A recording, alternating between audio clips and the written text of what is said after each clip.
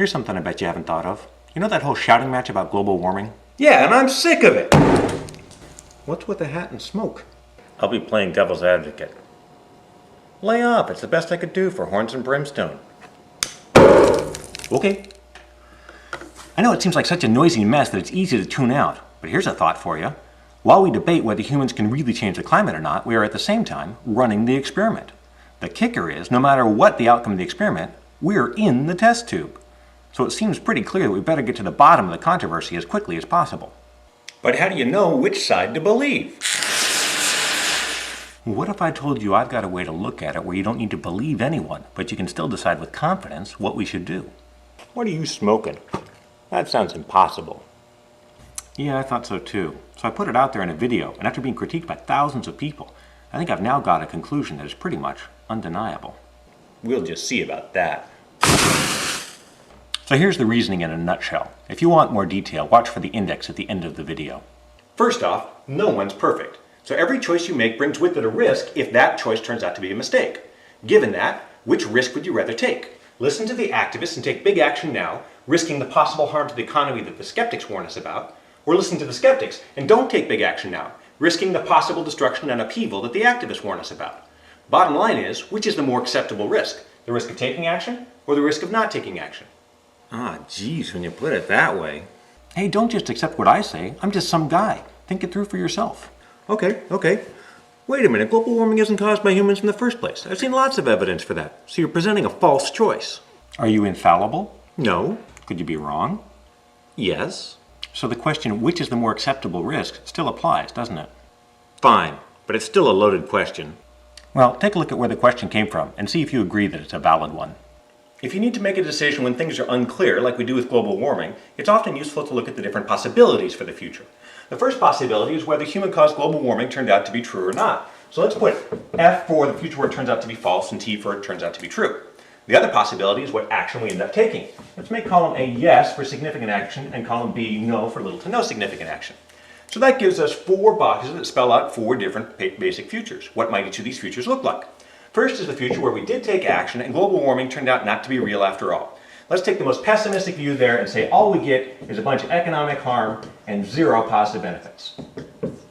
How about this box? We didn't take action and we didn't need to. Everybody celebrates. The skeptics because they were right and the activists because it wasn't the end of the world after all.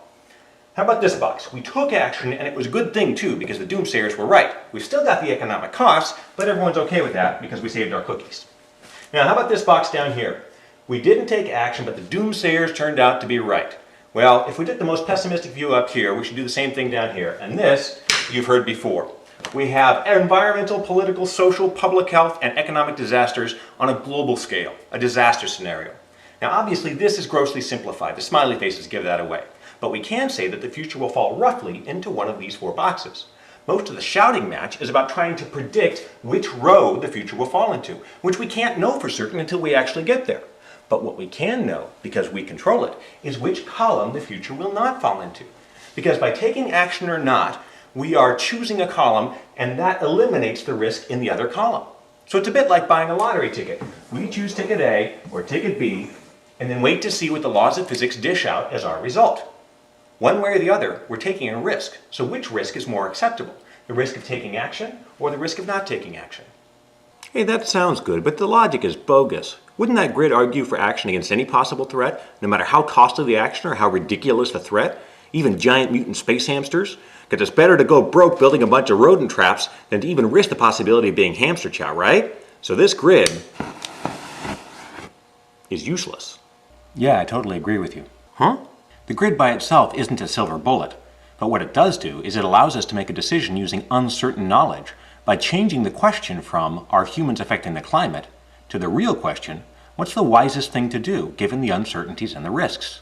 Really, it's just basic risk management. So to get around your hamster argument, we need to get a sense of how likely each row is. Why can't we just wait till the science is finished and then we'll know what to do? Well, for one thing, that doesn't avoid risk because that's the same as just choosing column B, which is where we sit right now. And for another thing, science is never finished. We're still studying the law of gravity, for Pete's sake. As a science teacher, I can tell you that science, that most precise and geeky of all human endeavors, is surprisingly never certain. Every single scientific statement carries with it some sort of estimate of how big the uncertainty is, which is part of why there will almost always be some disagreement on any scientific issue. So where does that leave us if anything any scientist says is accompanied by a sort of, yeah, but I could be wrong? The trick is to not look at what individual scientists are saying, but instead look at what the professional organizations are saying. The more prestigious they are, the more weight you can give their statements, because they've got huge reputations to uphold and don't want to ever say something that later makes them look foolish. Probably the two most well-respected of these in the world are NAS and AAAS. These are not advocacy groups, but both recently issued unprecedented statements calling for big action now on global warming. This isn't a bunch of hippies. These are the nerdiest people on the planet. So trust the eggheads, huh? Basically you're saying, if AAAS and NAS said so, who the heck are you to argue? No, well, sorta. I mean, who else are you going to believe on a scientific issue? But remember, you still don't have to believe them. You're just using the fact that two such stodgy institutions stake their reputations on this to get a sense that this row must be way more likely than this row, pushing this line up. And companies such as this are even calling for emissions caps on their own industries, pushing this line up even further. Now the conclusion is clear, because we've got our own solid reasons to believe that this must be a much more threatening risk than this, not only in likelihood, but in damage as well. Okay, I can see that. But if the statements from those groups are such a slam dunk, how can we still hear so much debate? Well, there is a handful of dissenting scientists, like there always is, and a media that knows that controversy sells. But I found a couple polls that suggest it's the lack of absolute certainty that's holding people back, which is a little odd to me. We buy car insurance without being certain that we'll get into an accident, because we want to make sure that if it does happen, we don't end up broke. And during World War II, just the possibility that Hitler was developing an atomic bomb was enough of a threat to justify all-out action. If you were a voter back then and it was public knowledge, would you have insisted that every scientist interviewed thought such a bomb was possible before supporting the Manhattan Project? Would you have held out until you understood the physics? No. So why are Joe Schmoes like you and me still debating the finer points of climate science instead of talking about risk management?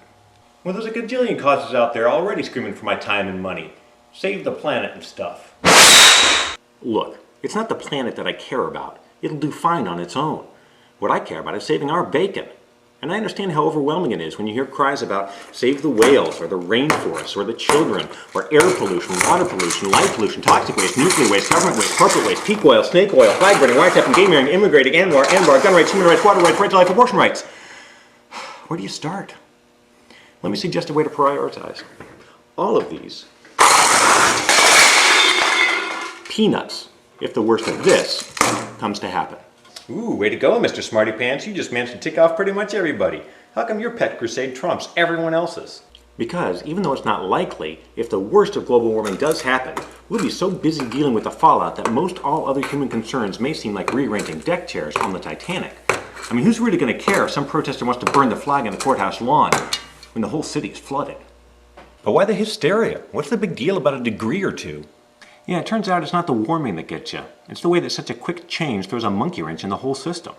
That's why global warming is a misleading name, and global climate change is only a little better. Really what we're talking about is global climate destabilization. And it gets worse because in just the last 5 years, we've learned that this may happen very abruptly, like within the span of a decade. So it may turn out to be like pushing on a light switch.